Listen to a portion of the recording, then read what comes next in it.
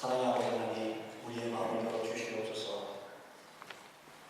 하나님, 주님을 기다립니다. 주께서 각 사람에게 이해할 수 있는 언어로 다가가셔서 하나님, 막상 사람은 능력이 있다고 말씀하신 그 말씀대로 주의 백성들에게 살아 역사하는 놀라운 일들이 일어날 수 있도록 인도하여 주시옵소서. 그래서 우리 모두는 말씀에 사로잡히는 삶을 살아갈 수 있는 거룩한 주의 백성들에게 인도하여 주시옵소서. 내가 주를 나의 주라고 고백하면서도 하나님, 우리는 그 역사를 경험하지 못함으로 인하여 입으로 고백하면서도 여전히 나의 삶을 살아왔던 우리의 자신들을 주 앞에 고백합니다. 오늘 주님 앞에 예비하는 주의 사랑하는 백성들 축복하셔서 그 말씀에 사로잡힘으로 인하여 우리는 그 말씀에 순종하게 하여 주옵시고, 그 말씀이 우리의 주인 되게 하시고, 그 말씀이 우리의 왕노릇하게 하여 주셔서 말씀하셔서 살아가는 주의 백성 되게 하시고 인하여 그 백성들에게 은혜 베푸시는 주님을 우리가 경험할 수 있는 은총을 허락하여 주시옵소서. 우리의 마음을 열어주시고 길을 열어주셔서 그 말씀이 우리 가운데 운동하는 역사가 일어나는 은총을 허락하여 주시옵소서. 돌아가신 우리 주 예수 그리스도의 이름으로 간절히 기도하옵나이다. 아멘. 항암 치료를 받던 한 어머니가 있었습니다. 이 어머니가 항암 치료를 무사히 마쳤다고 생각하면서 아이 하나를 임신했는데, 그만 이 아이가 임신하고 나서 또 다시 암이 재발했다고 하는 사실을 발견했습니다. 그래서 수술을 통해서 이 종양을 제거를 하기는 했는데, 그 다음에 문제였습니다. 그것은 수술 후에 암이 어떻게 전이되는지에 대하여 판별하기 위해서는 이 온몸을 스캔해야 되는데, 스캔하기 위해서는 그 착상되는 아이를 지워야만 한다고 의료진의 이야기를 들었습니다. 이 엄마는 고민하기 시작했습니다. 내가 전신 스캔을 받음으로 인해서 내 몸에 전이되는 암을 뿌리를 뽑아낼 것이냐 아니냐. 이 생사의 길에서 고민하던 이 엄마는 결국 아이를 선택하기로 결정했습니다. 이 아이를 빛을 보지 못하고 세상에 나와야 될 이 아이를 위해서 나를 희생해냈다고 하는 생각을 가지고서는 그 온몸에 스캔해야 되는 그것을 포기해버렸습니다. 아이는 배에서 점점 자라고 함께 그 어머니의 몸에서도 암이 점점 자랐습니다. 이제는 손을 쓸 수 없는 상황이 되었습니다. 결국 이 어머니는 아이를 낳고 몇 주 후에 그만 죽음을 갖게 되었습니다. 한 어머니의 희생적인 사랑에 대하여 사람들은 감동한다고 이렇게 말을 합니다. 여러분, 한 어머니의 희생적인 사랑에 감동받지 않으십니까? 어떤 어머니가 이제 갓 생겨난 아이를 위해서 자기를 포기할 수 있겠습니까? 젖이라도 한번 물려보고 그 젖을 빠는 아이를 바라보면서 내가 이 아이를 위해서 내 생명을 포기해야 되겠다라고 하는 생각을 했다고 하더라도 이 자기의 희생적인 사랑을 이해할 수 없을 텐데, 이제 자기 몸에 이제 착상되어지는 그 아이를 위해서 그 엄마는 자기의 몸을 포기할 것입니다. 세상 사람들은 이를 두고서는 이게 사람이냐 아니냐, 이 착상되는 이 아이를 두고서는 아이냐 사람이냐 아니냐라고 하는 것을 논쟁하는 몰입병한 이 세상 속에서 이 어머니는 아이를 위해서 희생을 선택했습니다. 아마 자신의 생명보다도 태어난 아이를 위해서 희생을 선택한 엄마는 이 사랑이 무엇인지를 그 아이에게 전달하고 싶었을지 모릅니다. 아이를 위한 엄마의 선택에는 그 아이를 위해서 수많은 메시지를 우리에게 던져주기도 할 것입니다. 어머니의 사랑을 나는 궁금히 생각해 보았습니다. 나는 그렇게 할 수 있었을까? 나는 그렇게 할 수 있을까? 하루 종일 생각을 해봐도 도저히 나는 그렇게 못할 것 같다라고 하는 그 결론을 저는 내렸습니다. 여기에 또 다른 사랑의 이야기가 있습니다. 어머니의 사랑보다도 더 크고 감동적인 그 사랑은 예수 그리스도의 사랑입니다. 그런데 사람들은 이 사랑을 다 알고 있다고 전제를 하고 있습니다. 자기를 희생한 어머니의 사랑보다도 비교할 수 없는 사랑을 나타내시지만은 사람들은 이 예수 그리스도의 사랑에 대하여 별로 감동하지 않습니다. 왜 그렇습니까? 이것이 우리의 슬픔이고 우리 인간의 슬픔인 것입니다. 귀를 기울여 보십시오. 하나님의 사랑의 손에 귀를 기울여 보십시오. 하나님의 사랑이 무궁무진하지만 내게 미치지 못하는 것은 하나님의 사랑이 부족해서가 아니라 그 사랑을 알려고 하지 않기 때문에 우리는 그 하나님의 사랑이 무궁무진함에도 불구하고 우리는 그 사랑에 감동되지 아니하고 그 사랑에 대하여 무감각한 우리를 발견할 때가 종종 있는 것입니다. 한 시인은 하나님의 사랑에 대하여 이렇게 고백했습니다. 하늘을 종이로 삼고 바다를 잉크로 삼아서 기록한다고 할지라도 하나님의 사랑을 다 기록할 수 없다. 어떤 시인은 또 이렇게 말했습니다. 하나님의 사랑이라고 하는 것은 다 말로 표현할 수가 없대요. 만약에 책으로 쓴다 할지라도 다 쓸 수 없는 것이 하나님의 사랑이다. 우리가 잘 알고 있는 어거스틴은 이렇게 말했습니다. 하나님은 우리를 사랑하시기를 마치 이 세상에 나 혼자만 있는 것처럼 나를 사랑하신다. 이렇게 고백을 했습니다. 어떤 사람은 하나님의 사랑에 대하여 이렇게 감동하는데 어떠한 사람은 이렇게 크신 하나님의 사랑에 대하여도 무감각하면서 살아가는 그것이 우리의 슬픔이고 우리의 가장 큰 문제인 것입니다. 바울은 성경을 통해서 이렇게 말씀했습니다. 하나님의 사랑이 우리의 마음에 부은 바 되었다. 이것은 우리 마음에 하나님의 사랑이 흘러되었다. 마치 홍수처럼 넘쳐 흘렀다는 거예요. 하나님의 사랑이 그냥 주어지는 것이 아니라 마치 홍수가 넘쳐 흐르는 것처럼 우리 가운데 하나님의 사랑이 그렇게 흘러 넘쳤다고 그렇게 말씀하고 있는 것입니다. 이렇게 부어주시는데도 불구하고 왜 사람들은 하나님의 사랑에 마음이 열지가 않을까요? 오늘 본문은 세례 요한을 통해서 이렇게 우리 가운데 말씀하고 있습니다. 세상 죄를 지고 가는 하나님의 어린 양을 보라. 세상은 죄를 전제합니다. 세상은 우리가 말하는 우주라고 말할 수도 있어요. 인간 사회라고 말할 수 있어요. 인간 전체라고 말할 수 있어요. 그런데 성경은 우리 가운데 무엇을 전제하느냐면 세상의 죄라고 하는 것을 우리 가운데 전제하고 있다고 합니다. 세상에 죄가 있다고 하나님은 선언하고 있어요. 인간 스스로는 죄에 대하여 분함도 죄의 심각성을 모른다 할지라도 하나님은 선언하시기를 세상에 죄가 있다고 우리 가운데 선언하고 있습니다. 사람들은 죄에 대하여 무감각하고 죄의 심각성에 대하여 분함으로 인해서 죄가 미치는 영향력들에 대하여도 여전히 둔한 상태에 있다고 하는 사실입니다. 우리는 의식 속에서 어떤 나쁜 짓을 하는 것만이 죄라고 생각을 합니다. 너는 했고 나는 하지 않았다. 그래서 너는 죄인이다. 너도 했고 나도 했다. 그렇기에 우리는 똑같다. 너는 했는데 나는 하지 않았다. 나는 했는데 너는 하지 않았다. 그렇기 때문에 너 혼자 잘난 척하는 사람이다. 우리는 무의식 속에서 어떤 나쁜 짓을 하는 것만이 죄라고 생각을 한다는 거예요. 그래서 어떤 사회학자는요 이렇게 말하기를 우리의 문화는 부끄러움의 문화다 이렇게 말을 했어요. 이 부끄러움의 문화라고 하는 것은 무엇이냐면요 이 죄는 죄가 들통이 나지 않으면 죄라고 여기지 않는다는 겁니다. 그런데 들통이 나야지만이 비로소 그것이 죄라고 생각을 한다는 거예요. 단지 나는 재수가 없어서 걸린 것이고 너는 재수가 좋아서 안 걸렸을 뿐이다. 그래서 걸린 너는 죄인이고 안 걸린 나는 당당하다고 생각하는 이 부끄러움의 문화를 가지고 있다고 그렇게 이야기합니다. 죄가 그저 세상 사람들에게 드러나서 비로소 드러남으로써 죄라고 생각을 한다는 겁니다.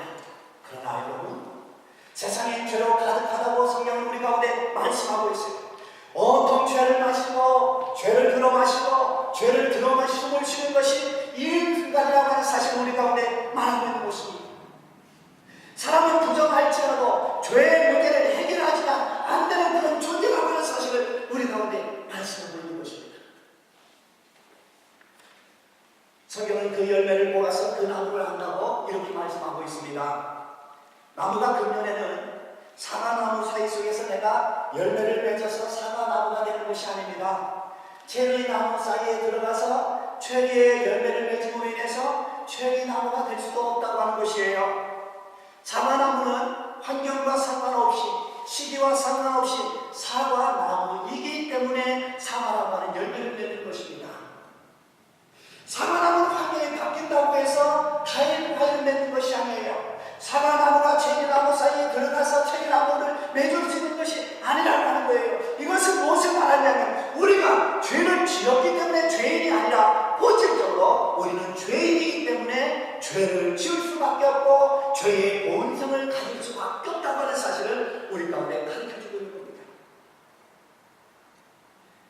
세상에 죄가 있습니다. 내 안에 죄가 가득하고 세상에 죄가 가득합니다. 종종 범죄 이야기를 들으면서 짐승의 칼을 쓴 인간은 어떻게 저럴 수 있느냐라고 하는 그런 이야기들을 우리가 합니다. 어떻게 인간으로서 저렇게 할 수 없는 범죄를 저지를 수 있단 말이냐? 우리는 그렇게 말을 합니다. 인간이 다 그렇다는 것입니다. 제 가운데 있는 우리의 모습입니다. 법 없이 살 수 있다라고 하는 그 사람도요, 죄성이 감춰져서 나타나지 않을 뿐이지요. 우리가 악하다고 손가락질하는 사람이랑 다 똑같은 죄성 속에 살아간다고 하는 사실을 우리 가운데 가르쳐주고 있는 겁니다. 천둥만 치면 치마폭에 숨었던 연산군이 어떻게 그렇게 끔찍한 일을 저지를 수가 있었겠습니까? 아우슈비츠 수용소에서 수많은 사람들을 죽인 아히만이라고 하는 이 사람은 아주 평범한 가정의 평범한 아버지였던 것에 대하여 사람들이 더 놀랬다고 그렇게 이야기들을 하고 있습니다. 인간은 평범한 것 같지만 그 안에 죄성은 이렇게 끔찍하게 일을 저지를 수 있다고 하는 것입니다. 나도 죄의 문제를 해결하지 아니하면은 이 죄성이 나를 끔찍한 사람으로 만들 수도 있다고 하는 그 사실을 여러분들은 기억하셔야 합니다. 내 안에 있는 죄성의 문제는 언제나 나 자신을 악한 쪽으로 끌고 갈 수도 있다고 하는 사실을 우리는 늘 기억하셔야 된다고 하는 것입니다. 헬라의 본문에는 이렇게 말하고 있습니다. 세상 죄를 지고 가는 하나님의 어린양. 근데 세상 죄라고 하는 것을 성경은 우리 가운데 말하기로 복수가 아니라 단수로 사용하고 있다고 하는 것입니다.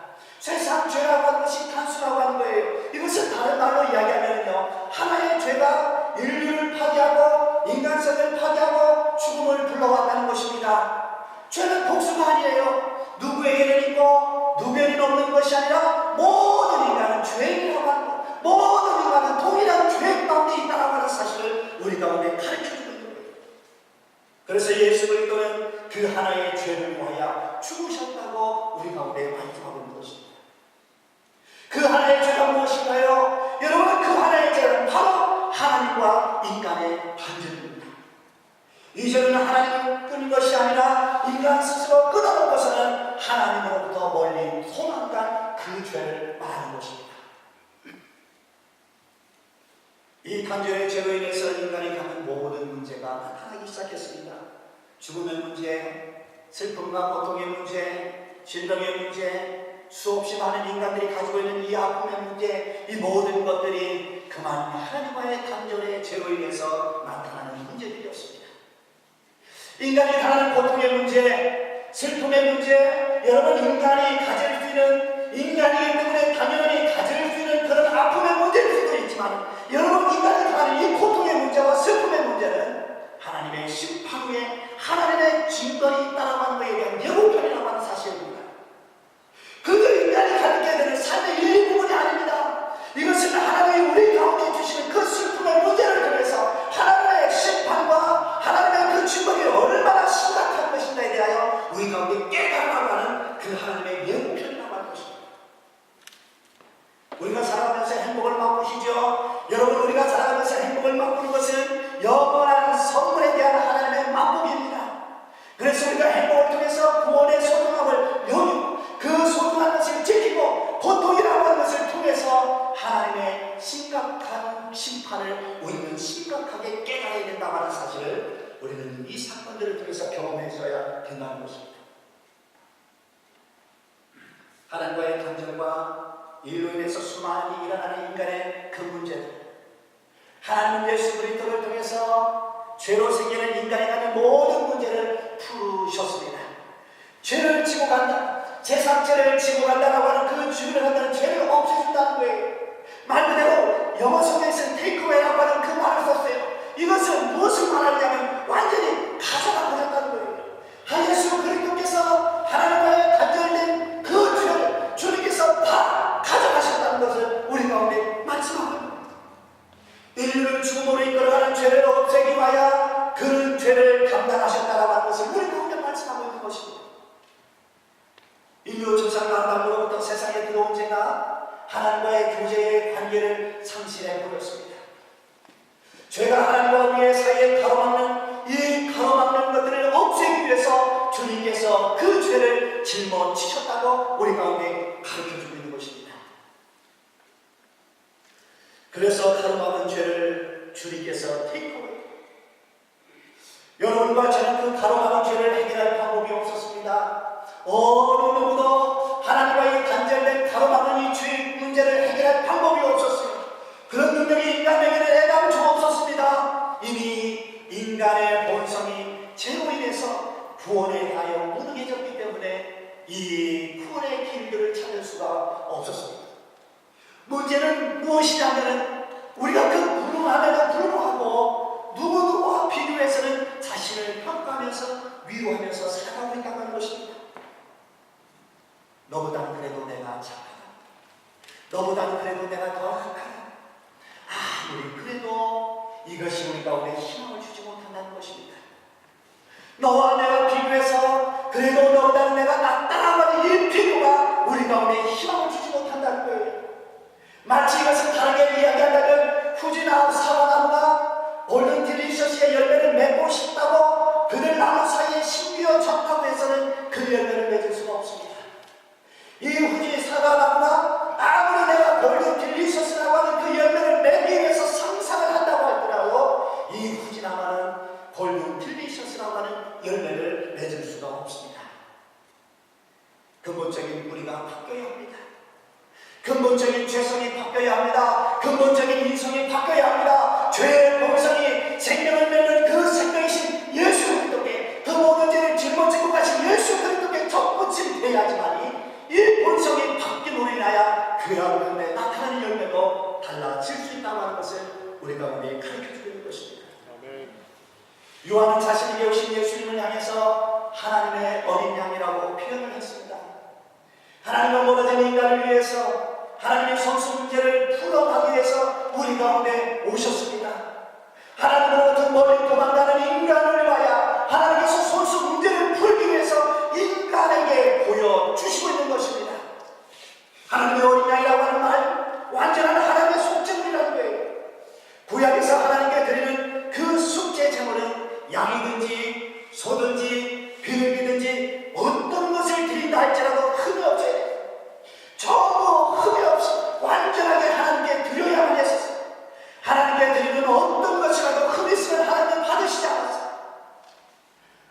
구약시대에 하나님께 드려지는 그 제물들은 하나님께 바쳐져야 함으로 인해서 그 바쳐짐을 통해서 하나님이 인간들을 어떻게 벌하신 것을 깨닫게 하셨던 것입니다. 어린 양을 하나님께 바칩니다. 그 어린 양을 죽이면서 내가 지은 죄를 대신하여 죽음을 당하고 피를 흘리는 그 대속의 제물을 바라보는 것입니다. 죄의 결과는 죽음이라고 말씀하시는 그 하나님, 죄인 내가 죽어야 하는데 내 대신 죽어가는 양을 바라보면서 나를 발견하는 것입니다. 성경 여러 것을 통해서 우리 가운데 이렇게 말씀합니다. 예수 그리스도의 죽음은 죽임 당하신 어린 양이라고 그렇게 표현하고 있습니다. 죽음을 당하셨다라고 하는 것은 하나님께서 스스로 인간과 하나님과의 관계를 풀기 위해서 스스로 결정하셨다라고 하는 것을 우리 가운데 가르쳐주는 거예요. 그래서 하나님의 방법이 아닌 것은 결코 우리는 하나님 앞에 나갈 수 없다라고 하는 것도 우리는 죽임 당하신 어린 양이라고 하는 표현을 통해서 우리는 깨닫게 되어진 것입니다. 내가 죄인 내가 죽어야 하는데 대신 아무것도 모르는 양이 대신 죽어가고 있습니다. 우리는 죽어가는 그 양을 바라보면서 죄의 심각성을 깨닫라고 하는 거예요. 하나님의 구약시대의 양을 하나님께 드리라고 하는 것은 더 죽어가는 그 양들을 바라보면서 하나님의 심각, 죄의 심각, 하나님의 심판의 심각함을 깨닫라고 하는 거예요. 흠없이 양의 죽음을 당하듯이 인간을 위해서, 인간의 죄를 위해서, 나의 죄를 위해서 하나님의 어린 양이 죽음을 당하셨다고 세례 요한을 통해서 우리 가운데 이렇게 말하고 있습니다. 여러분, 세상 죄를 지고 가는 하나님의 어린 양을 바라보라고 하는 이 말씀 속에서 우리는 죄의 심각성을 깨달아야 하는 것입니다.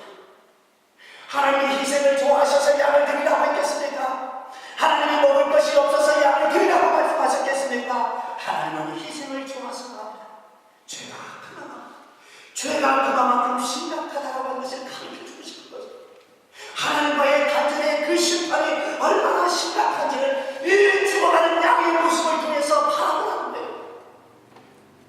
우리는 죽어가는 어린 양을 바라보면서 죄의 심각한 것을 깨닫는 것처럼 세상 죄를 지고 가는 하나님의 어린 양을 바라보면서 내 안에 있는 죄의 심각함을 깨달아야 합니다. 매년 드릴 때마다 죽어가는 어린 양의 울음소리를 들어야 합니다. 여러분, 그 죽어가는 어린 양의 울음소리를 들으면서도 무감각한 사람이 되어진다면 여러분, 하나님 앞에 드려지는 제물이 무슨 의미가 있겠습니까? 그래서 하나님께서 우리 가운데 말씀하시는 그 의미를 알지 못하고 하나님께 드려지기 때문에 이제는 신물이 나타나고 그 피에 표현도 하시고 있는 것입니다. 그 아무것도 모르는 그 어린 양이 대신 내 대신 죽어가고 있습니다. 그 울음소리를 들으면서 죽음의 심각함을 우리는 발견한 거예요. 피를 흘리면서 그 피를 하나님께 드리면서 죽어가는 인간의 비참함을 결국은 깨달아야 된다는 것을 우리 가운데 말씀하고 있는 것입니다. 그래서 여러분, 죄는 그냥 없으면 좋은 것이 아닙니다.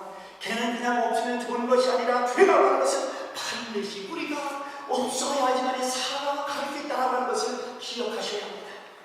없으면 좋다라고 하는 것이 아니라 반드시 우리는 이 문제를 풀어가야 돼요. 그리고 이 문제를 풀어야지만 우리는 살 길이 있다라고 하는 사실을 여러분 기억하셔야 합니다.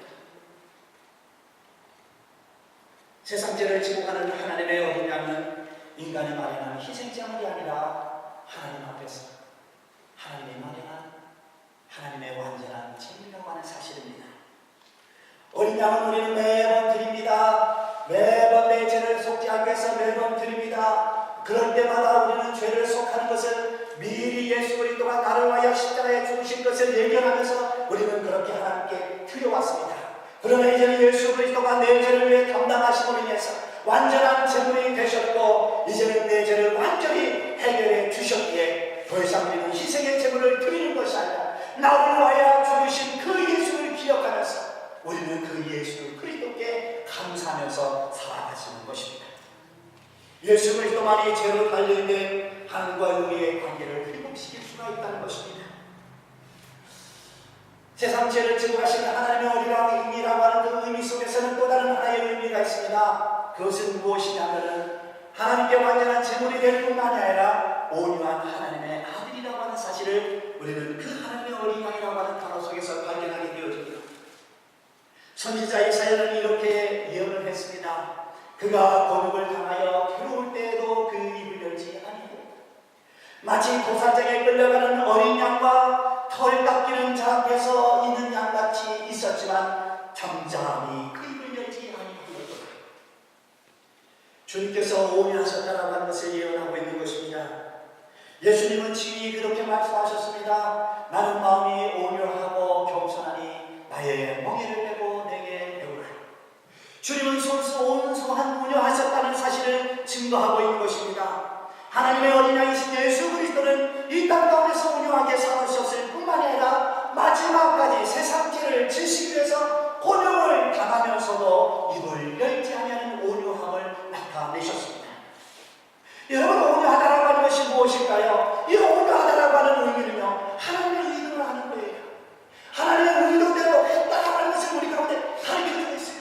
그래서 마태복음에 이렇게 말하고 있습니다. 온유한 자는 복이 있나니 저가 천국을 볼 것이다. 우리가 온유한 자만이 천국을 소유할 수가 있습니다. 온유하다라고 하는 것은 하나님의 말씀에 길들였다는 거예요. 하나님의 말씀에 길들여서 하나님의 의도가 무엇인지를 아는 것이에요. 그래서 온유한 자는 복이 있나니 천국이 저희 것이다. 하나님의 말씀에 길들여지는 자만이 천국을 소유할 수가 있다고 하는 것입니다. 예수 그리스도는 온유하셨습니다. 인류를 위해서 모든 것을 다 버리면서까지 하나님의 의도를 실행하셨고 하나님의 의도를 나타내셨습니다. 이 하나님의 의도를 모른다고 하는 것은 여러분 그것 자체가 비참한 상태인 것입니다. 만약에 우리가 이 하나님의 의도가 무엇인지를 우리가 안다라고 하는 것, 이것 자체는 또 굉장한 축복인 것입니다. 사랑하는 성도 여러분, 우리는 하나님의 의도가 뭔지 아시지 않습니까? 오직 하나님의 의도가 뭔지를 알고 그 의도대로 우리의 믿음을 고백하고 그 의도대로 우리의 삶을 살아간다.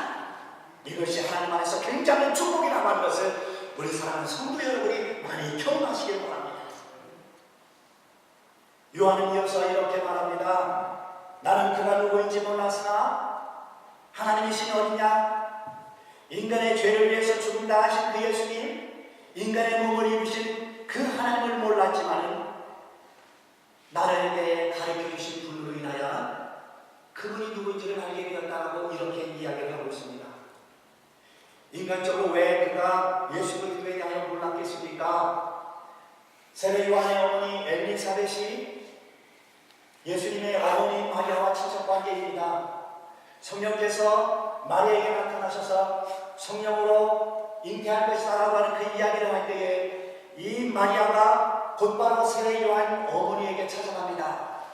엘리사벳은 마리아를 만지면서 성령 충만함 속에서 이렇게 축복했습니다. 여자 중에 내가 복이 있도다.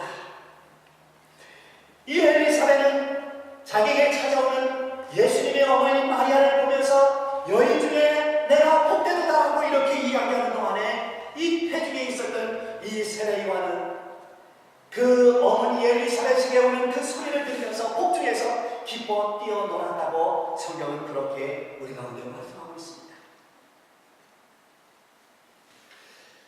인간적으로 예수 그리스도가 누군지를 알았을 겁니다. 그런데 인간적으로 안다는 것이 신앙의 어떤 도움이 되어지느냐라고 하는 겁니다. 성경은 우리 가운데 이렇게 말씀하고 있습니다. 성령이 아니고서는 예수를 주라고 고백할 수가 없다. 여러분, 아는 것이 아니라 고백해야 된다고 하는 것입니다. 우리가 메시아가 누군지 예수가 누군지 다 알고 있습니다. 그러나 성령을 통해서 그가 누군지 알게 하심으로 인하여 저 주라고 고백하게 했던 거죠. 성령이 우리 가운데 오셔서 예수 그리스도를 주라고 아는 수준을 뛰어넘어서 그가 우리의 주라고 고백하게 하셨습니다. 예수님의 제자들에게 예수님이 하나의 질문을 던졌습니다. 너희는 나를 누구라 하느냐? 세상 사람들이 나를 누구라 하느냐라고 하는 것이 중요하지 않습니다. 너희는 나를 누구라 하느냐? 그때 베드로가 이렇게 대답합니다. 주는 그리스도시요 하나님의 아들입니다. 아주 짤막하면서도 핵심적인 고백을 합니다. 그때 예수님이 이렇게 말씀합니다. 여러분이 이것을 알게 한 것은 하늘에 계신 내 아버지시다. 예수님의 동생들은 왜 예수님이 메시아인 것을 몰랐겠습니까? 아버지로부터 들었을 테고 어머니로부터 들었을 것입니다. 그리고 예수님이 하는 그 사역들을 바라보면서도 그 예수님의 동생은 보았을 것입니다. 그런데 왜 예수님의 동생들은 예수 그리스도가 메시아라고 하는 것을 몰랐을까요? 교회 중에 수많은 사람들이 예수에 대하여 듣고 배우지만은 구세주라고 하는 것에 대하여 알지만은 많은 사람들이 구세주에 대한 고백과 함께 그 믿음의 삶을 살아가지 못하는 경우가 왜 있을까요? 예수님의 동생들은 비로소 성령을 통해서 예수 그리스도가 메시아인 것을 알게 되었습니다. 모태 신앙이라고 저절로 알게 되는 것이 아닙니다. 오랜 신앙이라는 수를 통해서 저절로 알게 되는 것이 아니라는 거예요. 요한은 이것을 말하는 것입니다. 나도 그를 알지 못하였습니다. 인간적으로는 알았지만 그러나 하나님께서 성령을 통해서 그게 가르쳐주고 인해서 나를 보내어 물로 세례를 주라 하시는 그이가 나에게 말하여 이렇게 성령을 통해서 메시아를 보면 사실은 말씀하고 있는 것입니다. 우리는 세상에 속한 죄인들과 동일한 자들이 아니었습니까? 그들과 나는 다른 것이 하나도 없습니다. 세상 사람들과 나는 하나도 다른 것이 없습니다. 여전히 세상에 속한 사람들과 나는 동일한 것들이 내 안에 있습니다. 도덕적으로나 윤리적으로나 더 나아가 심성이 고운 것도 아닙니다. 예수에 대한 지식이 더 많은 것도 아닙니다. 단지 그들과 내가 다르다고 하는 것은 이 놀라운 비밀, 성령을 통해서 깨닫게 하셨다는 것입니다. 성령을 통해서 나로 하여금 이 비밀이라는 것을 깨닫게 하셨다는 거예요. 저들도 예수 그리스도에 대하여 알지만 예수 그리스도가 메시아라는 것을 알지만 성령을 통해서 이 놀라운 비밀을 깨닫지 못하지만 우리에게 하나님께서 이 놀라운 비밀, 성령을 통해서 깨닫게 하셨다라고 하는 은혜라는 사실을 여러분 기억하시기 바랍니다. 고린도전서 2장에는 이렇게 말씀하고 있습니다. 우리가 세상의 영을 받지 아니하고 오직 하나님께로부터 영을 받았으니 이는 우리로 하여금 하나님께서 우리에게 은혜를 주신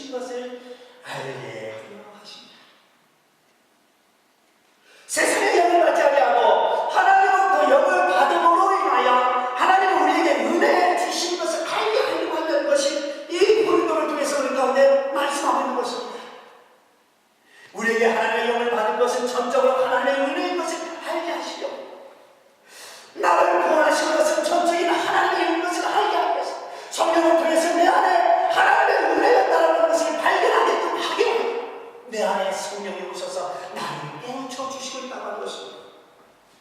그러니 여러분, 우리가 구원받았다고 하는 것은 자랑거리가 아닙니다. 우리는 구원을 생각할 때마다 하나님의 은혜를 생각하는 거예요.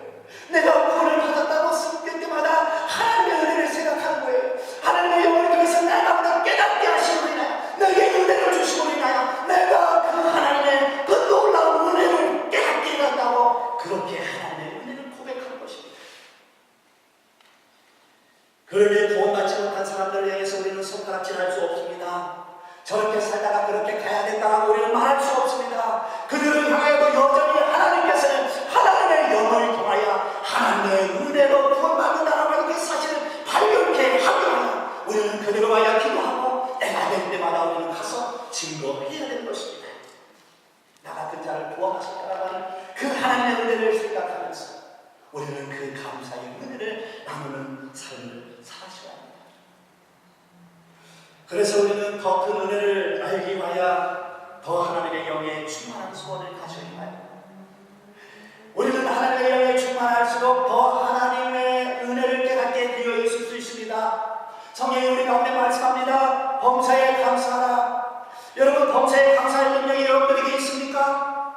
범사에 감사라고 했는데 감사할 능력이 우리 가운데 없습니다. 감사할 조건도 없습니다. 내 안에 불평이 나올 수 있습니다. 하지만 날 구원하신 하나님의 은혜를 생각해보죠. 깨닫지 못하는 자가 있는데 나는 깨닫게 하셨습니다. 저들과 나는 동일한 사람이었는데 깨닫지 못하는 우리 가운데서 나를 건져내셔서 나를 깨닫게 하셨습니다. 나를 구원하신 하나님의 은혜를 생각해 보십시오. 여러분, 나를 구원하신 하나님의 은혜를 생각하면 여러분들의 가슴 속에 감사의 파동이 일어나지 않겠습니까? 감사하라. 범사에 감사하라. 감사할 때는 능력이 내 가운데 없을 때마다 나를 구원하신 하나님의 은혜를 생각하시고 내 가운데 감사의 파동이 일어나는 것들을 경험하시길 바랍니다. 주 뉴턴이 이런 고백의 노래를 했습니다. 나 같은 죄인 살리신 주님의 은혜 놀라. 새 생명을 얻었고 광명을 얻었도다. 나 같은 죄인을 살리셨다. 여러분, 이 은혜가 놀랍지 않습니까? 나 같은 죄인을 살리셨다. 나 같은 죄인을 살리셨다. 구원받을 수 없는 나 같은 죄인을 하나님께서 은혜를 주셔서 살리셨다. 하나님의 영이 충만할수록 우리는 하나님에 대해서 알게 되어 있고, 하나님의 영이 충만할수록 하나님이 싫어하시는 죄의 심각성을 우리는 알게 되어 있습니다. 하나님의 사랑은 자신의 독생자를 주시기까지 사랑하시지만 그 반대적인 표현으로는 자신의 독생자를 죽이셨던 것만큼 하나님은 죄를 싫어하신다는 사실도 우리 가운데 말씀하고 있는 것입니다. 하나님이 어디냐? 그것도 세상을 지고 가시는 하나님이 어디냐? 즉 예수 그리스도는 세상의 지 우리의 죄를 위하여 죽기 위해서 오셨고 그 일을 담당하셨다라고 하는 사실을 본문을 통해서 우리 가운데 가르쳐 주고 있는 것입니다. 사랑하는 성도 여러분, 이 하나님의 크신 사랑만큼 반대로 죄를 싫어하신다고 하는 사실도 우리는 아셔야 합니다. 그래서 우리는 내 안에서 내 안에 있는 죄의 심각함을 깨달아야 합니다. 겉으로 나는 것이 죄의 문제가 아닙니다. 내가 어떤 행동으로 인해서 나타나는 죄가 그 문제가 중요한 것이 아닙니다. 겉으로 나는 죄의 문제보다도 더 심각한 것은 내 안에 있는 죄성의 문제입니다. 내 안에 하나님을 거부하는 습성입니다. 내 안에 내가 주인된 나의 주장들입니다. 하나님의 자존심을 두고 있는 신앙의 이중성들입니다. 여러분, 내 안에 있는 이런 죄의 문제들, 죄의 습성들, 하나님을 거부하는 그 습성들이 내 안에 있고 내가 주인되는 그 주장들에 대하여 나는 심각하게 깨닫게 됩니다. 그리고는 내 안에 있는 죄성을 끌어내서 하나님께 자꾸 분식해야 합니다. 하나님, 나의 죄를 걷어가신 주님, 아직도 내 안에 있는 죄를 걷어가 주옵소서. 탱크로에 하신다고 말씀하셨는데 아직도 남아있는 나의 죄를 주님 걷어가 주시옵소서. 하나님의 은혜가 크신 만큼 죄를 싫어하신다고 하는 것들을 기억하시고 내 안에 있는 죄를 심각하게 생각하면서 내 안에 죄를 끌어내 주 앞에 내려놓기를 주님의 이름으로 부탁드립니다. 여러분, 그리스도에 대한 세상 사람들이나 우리는 별반 표시하지 않는 시대에 살아가고 있습니다. 과거에는 그래도 성경책에도 들고 다니면서 내가 그리스도인이라고 하는 것에 대하여 표시를 냈지만은 이제는 성경책도 필요가 없어졌습니다. 교회 앉으면 끝날 때까지 친절하게 화면을 통해서 띄워줍니다. 우리는 눈만 깜빡깜빡거리면은 그 스크린에 나와 있는 그 모든 것을 읽으면서 우리는 함께 시간을 보낼 수 있습니다. 입만 뻥긋뻥긋거리면은 이 스크린에 나와 있는 그 찬송을 우리는 함께 할 수도 있습니다. 이제는 성경도 없는 시대가 되었는데 뭐로 우리는 세상 사람들과 함께 그리스도인 것에 대하여 표시를 내시려고 무엇을 여러분 세상 사람들과 함께 나는 그리스도인이라고 하는 것에 대하여 표시를 여러분 내시렵니까? 생각도 같아졌습니다. 그들이 선택하는 삶의 방법도 이제는 모든 그리스도인들이 닮아져 가고 있습니다. 사랑하는 성도 여러분, 성령에 충만하십시오. 이제는 이 시대 속에서 세상 가운데서 나는 그리스도인이라고 하는 것을 드러낼 수 있는 것은 이제는 성령 충만한 방법밖에 없습니다. 세례요한은 내가 알지 못하였으나 하나님의 어린 양인 것을 알게 하시고 내가 알았다고 고백했던 것처럼 우리 안에 알게 하시는 그 성령의 충만함을 통해서 우리는 하나님의 지혜와 하나님의 은혜가 무엇인지를 더 깊이 있게 갖게 되어지고 그 은혜에 젖어 들어가 살면서 우리는 세상 사람들과 함께 다르게 나는 그리스도인이라고 하는 것을 내 삶을 통해서 드러내게 될 것입니다. 다시 말씀을 드립니다. 예수가 주됨의 충만함을 살아가시기를 바랍니다. 예수가 주됨의 충만함을 살아가시기를 바랍니다. 나의 죄를 위해서 죽임당하신 그 예수 그리스도, 나를 위해서 죽임당하신 만큼 아끼지 아니하고 모든 것을 내어주신 주께서 더 좋은 것을 주시지 않겠느냐라고 말씀하셨던 것처럼 우리의 마음을 활짝 열고 주님의 이름으로 더욱더 충만하기를 갈망할 때마다 그 모든 것을 내어주신 께서 더 좋은 것으로 사랑하는 성도 여러분들의 삶의 거동 속에, 여러분들의 신념 속에 가득하게 채워주실 것입니다. 바라기는 하나님의 영으로 충만하게 채워나가기 위해서 날마다 그리스도의 충만함이 우리의 가슴 속에 가득하게 하시기를 주님의 이름으로 부탁을 드립니다. 우리 함께 기도드리도록 하겠습니다. 여러분, 사순절입니다. 우리 이 사순절을 통해서 죄의 심각함을 우리는 알아야 합니다.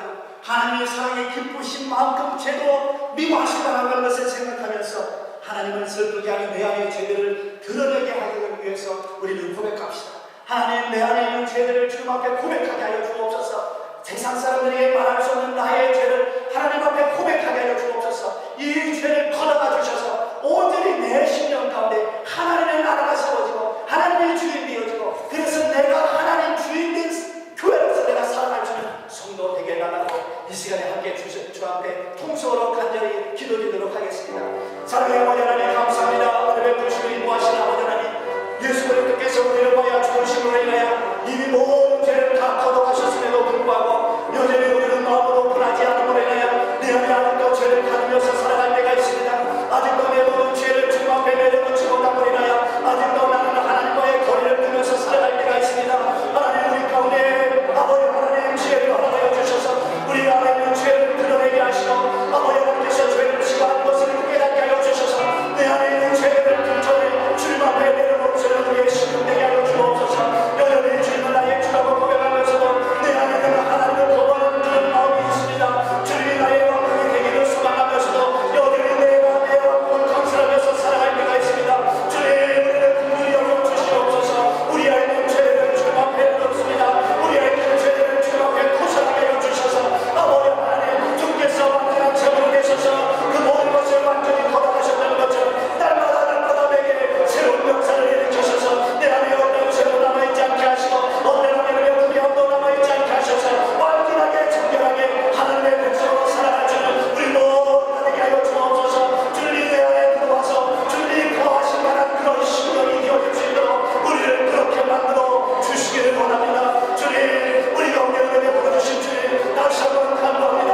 그 은혜가 우리 가운데 크심을 우리의 사순절을 통해서 깨달을지는 귀한 은혜가 우리 가운데 있도록 축복하여 주시옵소서. 은혜 베풀어 주시기를 원합니다. 인도하여 주시옵소서. 사랑의 아버지 하나님, 감사합니다. 주님께서 우리를 위하여 아무런 불평도 없이 우리의 죄를 짊어지시기 위하여 주께서는 죽임 당하셨습니다. 그 크신 사랑을 우리 가운데 쏟아부으셨는데도 불구하고 주님께서는 우리 가운데 너는 나를 위해서 무엇을 하느냐라고 묻지 아니하시고 주님께서는 끊임없이 우리가 깨닫기를 원하고 우리가 스스로 내 안에 있는 죄들을 드러내기를 원하셔서 마냥 기다리시는 그 하나님의 사랑 앞에 우리의 모든을 내려놓습니다. 주님께서 모든 죄를 단번에 거둬가셨는데도 불구하고 나는 내 마음을 꼭꼭 걸어 잠금으로 인하여 아직도 내 안에 해결되어지지 않은 죄들이 있습니까? 주님, 우리의 마음을 열어 주님 앞에 오픈하게 하여 주옵소서. 하나님, 내 안에 아직도 드러내지 못한 죄를 주님 앞에 드러냄으로 인하여 그 죄까지 짊어지고 가시게 하셔서 아버지 하나님, 내 마음에 주님이 거할 만한 그런 거룩한 성전이 되어지도록 인도하여 주시기 원합니다. 하나님 앞에 드려진 모든 것들이 흠이 없었다고 했는데 나는 여전히 죄로 흠을 가지고 주님 앞에 나옵니다. 그러나 그럼에도 불구하고 우리를 탓하지 아니하시는 그 사랑 앞에 우리는 머물러 있습니다. 우리는 그 사랑을 우리가 생각할 때마다 여전히 우리 가운데 있는 죄를 드러내기를 원하시는 주님을 바라보면서 끊임없이 우리 안에 있는 그 죄를 드러내시는 주의 거룩한 백성 되게 하여 주옵소서. 그로 인하여 우리의 속사람이 날마다 거룩한 심령이 되게 하여 주옵소서. 정결한 영이 되게 하여 주시옵소서. 죄로 인하여 아버지 하나님의 성령이 우리 가운데서 떠나는 일들이 일어나지 아니하도록 주여 우리를 긍휼히 여기셔서 우리의 마음을 열어서 토하지 않고는 견딜 수 없는 그 은혜를 우리 가운데 부어주셔서 날마다 우리는 토설하면서 살아갈 수 있는 우리 모두가 되게 하여 주시기를 원합니다. 그래서 우리의 죄를 토설할 때마다 하나님의 은혜가 이렇게 크시다고 하는 것을 더 감격할 수 있는 우리 모두가 되게 하여 주셔서 하나님의 은혜만 생각해도 말할 수 없는 감격과 감동함이 우리의 심령 속에서 쏟아져 나오는 성도의 삶이 될 수 있도록 인도하여 주시옵소서. 세상의 환경이 우리를 기쁘게 만드는 것이 아니라 예수만 생각해도 말할 수 없는 감격과 감동함이 우리 가운데 일어나게 하여 주셔서 예수 안에 살아가는 그 복됨이 얼마나 놀라운 것인지 하나님 주의 사랑 백성들이 이 사순절 기간에 깨달을 수 있는 은혜를 허락하여 주시옵소서. 은혜 베푸신 주님을 찬양하며 오늘 아침 우리 주 예수 그리스도의 이름으로 축복하며 기도드리옵나이다. 아멘. 우리 일어나서서 다 같이 찬양드리겠습니다. 우리 찬양을 드리고 난 다음에 죄송합니다. 우리 조목 사장님 우리를 위해서 축복기도 좀 축도해 주시기 바랍니다. 우리 370장입니다. 우리 370장 다음에 찬양하도록 하겠습니다.